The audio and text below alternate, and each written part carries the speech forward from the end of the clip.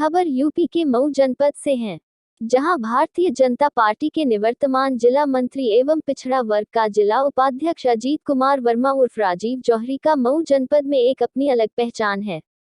Bharatiya Janata party के काफी सक्रिय नेता भी हैं। कुछ दिनों पहले इनको कुछ लोगों ने गलत तरीके से फंसाकर पैसा वसूलने के चक्कर में इनको फंसाने की कोशिश किए। प्रेस वार्ता के दौरान उन्होंने कई बातों का खुलासा किया। देखिए जौहरी की जुबानी। सबसे पहले आप अपना परिचय दें। मेरा नाम अजीत कुमार वर्मा उर्फ राजीव जौहरी के नाम से मशहूर हूँ। मैं भारतीय जनता पार्टी का निवर्तमान जिला मंत्री रहा हूँ। वर्तमान में मैं पिछड़ा मोर्चा का जिला उपाध्यक्ष हूँ। ये आज अचानक प्रेस वार्ता की क्या जरूरत पड़ी? ये प्रेस वार्ता की इसलिए जरूरत पड़ी कि पिछले समय में आप लोगों ने एक दुष्प्रचार देखा होगा, जो एक साजिश के तहत हमारे साथ घटनाक्रम कराया गया। इससे पहले भी आपने एक प्रेस कॉन्फ्रेंस रखी थी, कैंसिल क्यों कर दी? भाई साहब, उस समय मेरे साथ एक प्रॉब्लम आ गई। मुझे बीपी की प्रॉब्लम है जी, और बीपी हाई रहता था, और कोई विषय किसी के पास आ जाता है तो बीपी और हाई होना चाहिए। मेरा पता नहीं क्यों 90 और 60 हो गया। और मेरे पास देखिए वर्तमान में ये डॉक्टर गोपाल कृष्ण राय, इसका हमारे पास पर्चा है, जो बीपी देख लीजिए डे बाय डे हमारा नापा गया है बाय डे।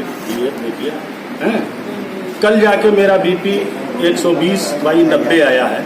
और कल देखिए डिप्रेशन की भी दवा देते हैं। सारा चीज़ ये गोपाल राय यहीं पे पुरानी तहसील पर हफ्ते में 3 दिन आते हैं, उन्हीं का इलाज करा रहा था। उन्होंने कहा कि कोई हेडेक मत लीजिएगा, इसलिए मैंने उस समय कैंसिल कराया। और उसी समय मैं कैंसर अस्पताल का अपना इलाज कराता, मुंह में छाला पड़ा था। देख लीजिए ये दोनों चीज़ें इसमें इलाज है, जिसमें हमने जांच कराया तो हमको कैंसर नहीं निकला। लाइकोप्लाकिया एक रोग होता है, जो दाग पड़ जाता है गाल के अंदर, उसको ड्रिल मशीन करके ऑपरेट करके निकाल दिया गया। मेरे मुंह में 16 टाँके लगे हुए हैं, जो अब जाके सूखा। उस समय बोलने के लिए भी डॉक्टर मना किए थे, इस कारण से मैंने कैंसिल किया। अच्छा, एक चीज़ ये बता, अभी आपने बताया कि साजिश करके आपका दुष्प्रचार किया गया, तो किस तरह की साजिश थी और क्या मामला था? पूरी बात बताएं आप। और कौन लोग थे? साजिश इस तरीके से हुआ कि हमारे पास एक महिला का वीडियो कॉल आया, और मैं अपने घर पे था, और घर पे रहने के बाद मैंने उस वीडियो कॉल को उठा लिया, तो नग्न दिशा में वो थी, छोटी सी दिख रही थी उसमें, नग्न दिशा में थी। तो मैंने कहा कि ये क्या है? तो कह रही है कि ये चैटिंग है, क्या बात करेंगे इससे वीडियो कॉलिंग। हम कहीं हम नहीं जानते हैं ये क्या होता है, आपको किसने क्या किया है। मैंने 1 मिनट उससे वार्ता की, और मैं नहीं जानता था कि व्हाट्सएप पे भी वीडियो रिकॉर्डिंग होता है। मैं कभी नहीं जानता। मेरा 20 साल के बाद एक बच्चा हुआ है बड़ी मन्नत के पास। हिंदुस्तान का कोई मंदिर मस्जिद हमसे नहीं बचा है जहां अपने बच्चे के लिए मैं इलाज और दुआ नहीं किया हूं।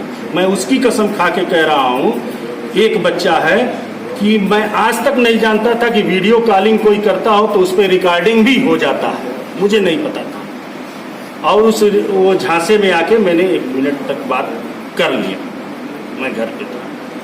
लेकिन बाद में उसमें पता चला, जब मैं इस बात को लेकर गया कप्तान साहब के पास, उसी दिन 28 जून को, उसकी भी मेरे पास पेपर है, जो कप्तान महोदय को सर्विस लांस में क्या बोलते हैं उनको, कन्नौजिया जी को मैंने एप्लीकेशन ले जाके दिया। तो कन्नौजिया जी ने उसको देखा और बताया कि ये बहुत बड़ा गैंग है, और ये साजिश करके नेताओं को फंसाया जाता है और उनको डेमोलाइज किया जाता है।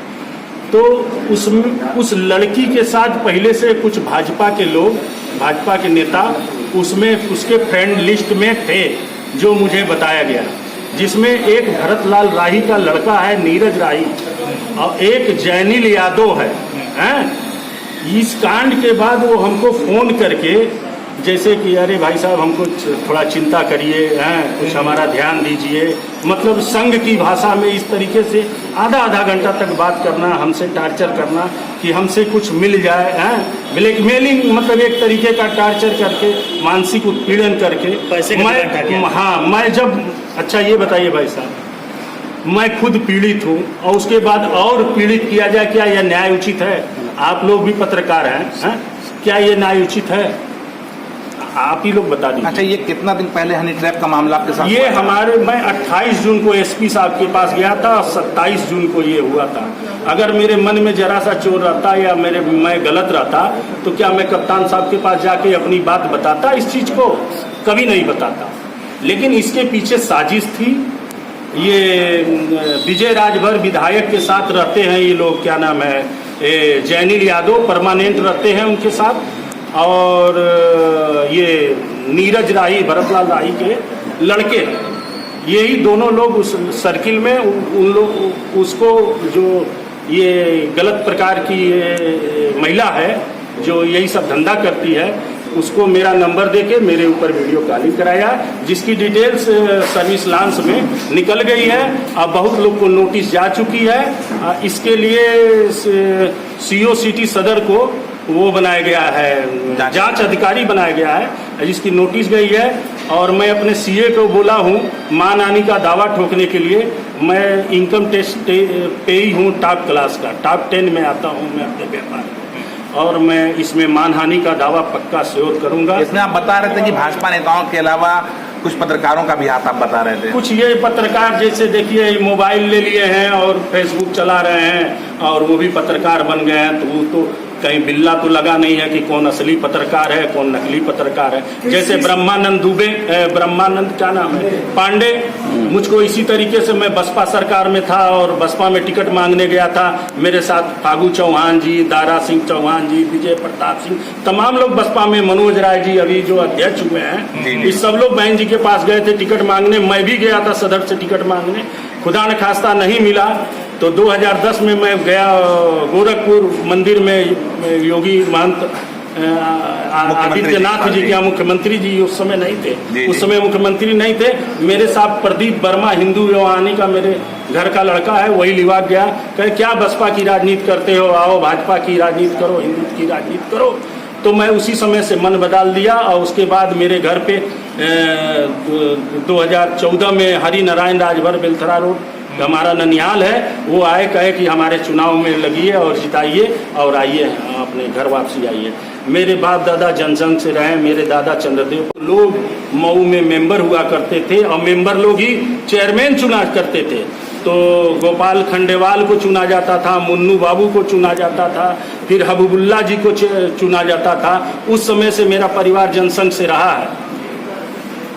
नहीं, एक बात अभी आपने जो बताया तो ब्रह्मानंद पांडे का भी आपने नाम जी, ब्लैकमेलिंग वाली बात आप पूरा स्पष्ट करें। ये जैनिल यादव हमको कई बार फोन किया है, उसका मेरे पास वीडियो रिकॉर्डिंग है। ये भरतलाल लाही का जो लड़का है, अक्सर ये गोला बाजार और हमारे कार्यकर्ताओं से कहता था कि राजीव जौहरी के खिलाफ मैं बहुत बड़ा बम फोड़ने वाला हूँ, बहुत बड़ा बम फोड़ने वाला हूँ। ये जून की बात है, जून में न जाके अभी ये 6 अक्टूबर को इन्होंने अपना बम फोड़ दिया, जिससे राजीव जौहरी को सदर विधानसभा का टिकट न मिले, ये चुनाव न लड़ पाए, शहर में इनकी इमेज खत्म हो जाए।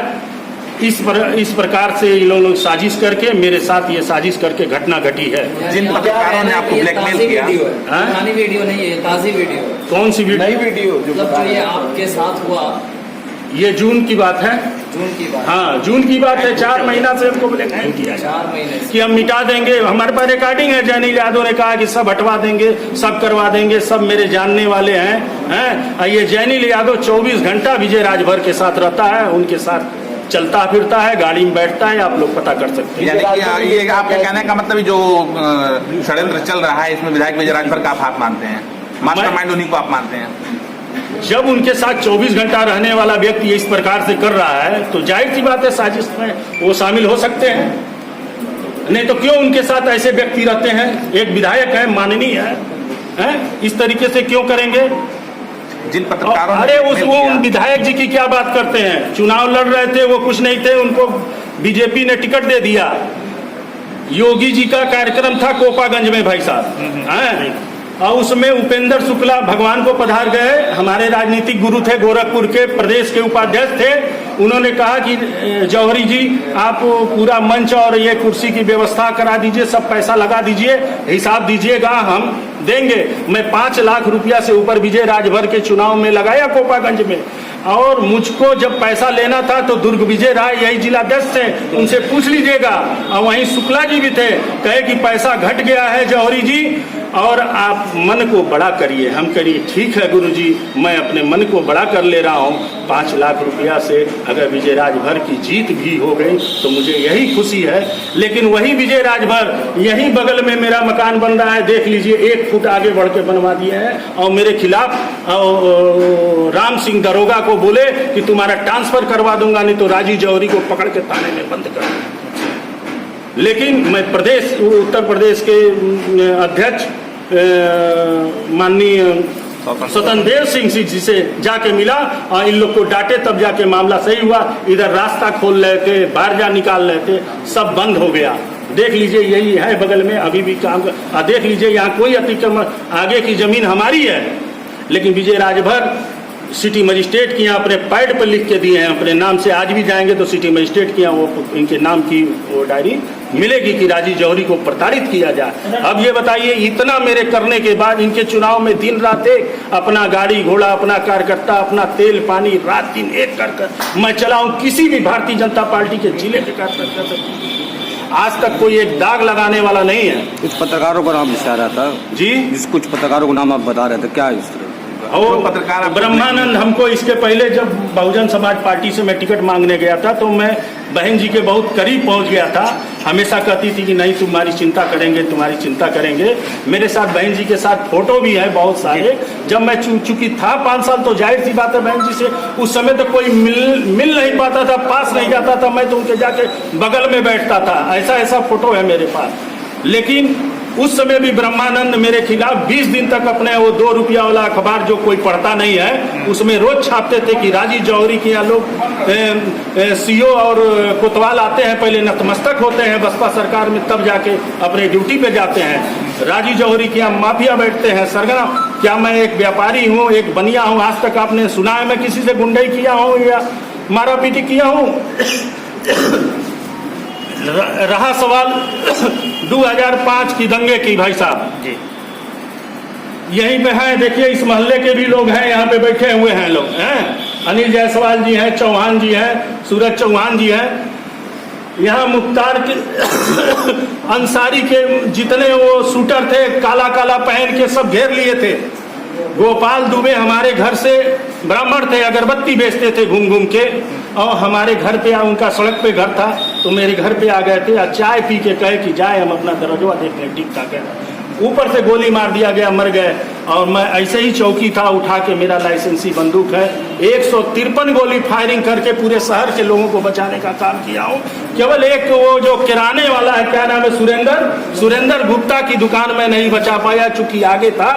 और वहीं वो LIC बिल्डिंग के वो मालिक है राजेंद्र खंडवाल, आज भी जाके देखिए उनके घरों में हजारों गोलियां चली हैं। हम लोग मतलब हजारों गोलियां, चाइना की 3 दिन तक पुलिस नहीं आई थी, चाइना की गोली बटे मेरी माँ को गोली लग गई भाई साहब, मेरी माँ को गोली लग गई, जो और जगह से गोली निकल गई। लेकिन आज भी छर्रा एक यहाँ और एक यहाँ, मेरी माँ को 4थे मंजिल पर लगी थी और आज भी हैं। उनको 25,000 का चेक भी मिला था जो घायलों को, और 2 लाख रुपया मिला था गोपाल दुबे के लड़के को। और लोगों को जिसे छेद हो गया था, पैर में गोली निकल गई थी, मैंने बचाने का काम किया था। नहीं तो एक भी बनिया और व्यापारी और इस रोड के जितने भी व्यापारी हैं, किसी की दुकान बचती नहीं, सब खत्म हो जाता। मैंने हवाई फायरिंग करके उनको अंदर घुसने नहीं दिया। 153 गोली थी, 153 गोली, 3 दिन तक पुलिस नहीं आई थी, मैंने चला के उसको बचाने का काम किया था। टारगेट क्यों किया गया जी? मैं देखिए यहाँ पे 1.25 लाख बनिया वोटर हैं सदर विधानसभा में जी, ये आप पता कर लीजिएगा। सबसे ज्यादा वोटर यहाँ वैश्य बनिया पिछड़ा है, 1.25 लाख वोटर है। और मैं प्रमुख दावेदार हूँ यहाँ का विधानसभा सदर का। 1980 के बाद कभी भाजपा यहाँ से भाजपा का सदर से कोई विधायक नहीं चुना गया, इसलिए मैं उसमें लगा कि मैं एक विधायक हो जाऊंगा तो एक मजबूती, एक पावर हो जाएगा, अपने लोगों की समस्या को मैं दूर कर सकूंगा, मऊ की विकास की गंगा को बहाऊंगा। इसीलिए मैं लगा रहा, नहीं तो मैं भी, मेरे 6 भाई हैं, 5 लोग हैं, ज्वेलरी की दुकान खोलते हैं, सब लोग लाखों लाखों कमाते हैं। मैं भी दुकान खोल के आज लाखों रुपया कमाया होता, लेकिन आज 25 साल से मैं राजनीति और सेवा भाव में रहता क्या हूं। लग रहा है कि अब आपको भाजपा टिकट देगी? अब ये तो भाई पार्टी का काम है और पार्टी के प्रमुख लोगों का काम विजय है। राजभर जी ने कहा कि पार्टी इस पर कार्रवाई करेगी। तो विजय राजभर की अपनी मंशा है। विजय राजभर भाई किसी को चाहे निकलवा सकते हैं, किसी को इस समय पावर में है कि दे दिया हूँ। इंस्पेक्टर साहब को उन्होंने अपने यहाँ से लिख के दे दिया है कार्रवाई करने के लिए, यानी कार्रवाई मतलब FIR करने के लिए। तो मैंने CO साहब से कहा है आज कि CO साहब उसमें इंस्पेक्टर साहब को कह दीजिए कि हुआ या नहीं हुआ। तो उन्होंने कहा कि 1 बजे के बाद फ़ोन करिए। मैंने उसके बाद अभी तक फ़ोन किया नहीं है। आप लोग भी उनसे पूछ सकते हैं, ये मेरी आज वार्ता हो। पास कुछ लोग का तो मैं नाम नहीं जानता हूँ, बिना नंबर के आया था। नेचर के हिसाब से, बातचीत के हिसाब से ब्रह्मानंद पांडे ज़्यादा हमको टार्चर किए। फिर एक वो मैं नाम लिखा था भाई, फिर ये जैनिल यादव तो हमको कई बार, सबसे ज़्यादा शुरू से ही ये जैनिल यादव की यहाँ से ही पूरी कहानी से शुरू हुई है। नहीं तो जैनिल यादव भाजपा में पहले युवा मोर्चा का कार्यकर्ता था, अध्यक्ष था, और अब नहीं है। उस महिला से कांटेक्ट उसी का था, उसी ने मेरे ऊपर फॉरवर्ड करा के बात कराया। जिस प्रकार से वो बात करता था, जौहरी जी मेरी चिंता करिए, ये है वो है, हम करिए रखिए भाई, हमको ये सब बात नहीं करनी है। फिर दोबारा एक दिन फोन किया कि अरे मेरा जन्मदिन है, हम आपको मिठाई खिलाना चाहते हैं और आपसे भी कुछ चिंता हमारी करिए, सब कुछ ठीक करा देंगे, हम सब हटवा देंगे। उसकी मेरे पास रिकॉर्डिंग है। ये भरत लाल लाही का लड़का जो है, ये आए दिन गोला बाजार में सबसे कहता था कि ऐसा बम फोड़ूंगा कि राजी जौहरी एकदम। इन लोगों के ऊपर भी आप कार्रवाई करा रहे हैं? बिल्कुल, ये जांच का विषय है, ये तो मैंने दे दिया है, इसकी जांच चल रही है, CO साहब कर रहे हैं। कितने लोग पर लगभग कार्रवाई करवाएंगे? हमको जहाँ तक अंदाज है कि 7-8 लोग पे नोटिस गई है, उसकी जांच कर रहे हैं कि कौन सही है कौन गलत है। और बाकी सर्विस लांस में वो धनंजय कन्नौजिया जी हैं, वो देख रहे हैं। लेकिन इस तरीके से एक साजिश करते हैं, ये कुछ राजनीति किसी को नहीं करना चाहिए, किसी को बदनाम नहीं करना। 49 साल का उम्र हो गया, कोई दाग लगाने वाला नहीं है। मैं गरीबों की हमेशा मदद करने वाला, राहगीरों की मदद करने वाला, कोरोना काल में इतना मास्क बांटने वाला, सबको भोजन बंटवाने वाला, ऐसे व्यक्ति के ऊपर अगर लांछन लगाता है तो भगवान भी माफ नहीं करेगा। मैं पत्रकार जान के नहीं किया हूँ, जो लोग मुझको फोन किए हैं और जो सर्विस लांच के जरिए नंबर मिला है, मैं उन्हीं के ऊपर, मैं किसी का नाम नहीं दिया हूँ, वो जांच करके वो सर्विस लांच के जरिए जो नाम आया है अभी तक, उनके ऊपर एप्लीकेशन और नोटिस गई है। ये CO साहब का जांच का विषय है, मैं पर्सनली किसी को कहा नहीं।